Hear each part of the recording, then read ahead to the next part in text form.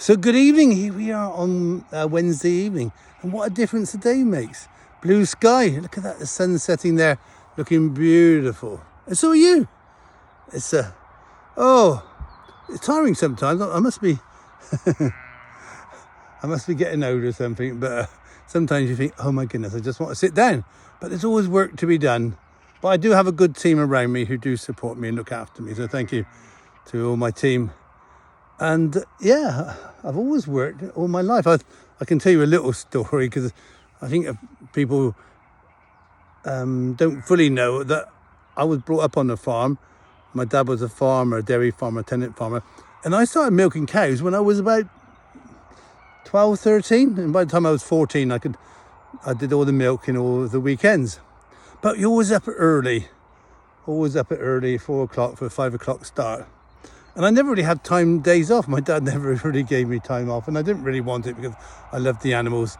And I also kept my own animals as well, sort of pets. I kept budgies and canaries and rabbits and guinea pigs and so much. So it's always been in there to care for animals. But one night I went out for a drink with my friends and probably had a bit too much to drink, which is very rare for me. But anyway, I went out, I wasn't driving. I came back home and I fell asleep into this little cupboard called the airing cupboard. And of course, by the morning, I had overslept. It was 7 o'clock and my dad found me. And trust me, I never overslept ever again. I got a good telling off. He always said, if you want to go out, no problem, but you have to do your work. And from then on, really, I've never slept in. I never had breakfast in bed. I'm always up early, and I'm a sort of person that when I wake up, my mind is going with lots of ideas and a lot of worrying about my animals, making sure they're okay.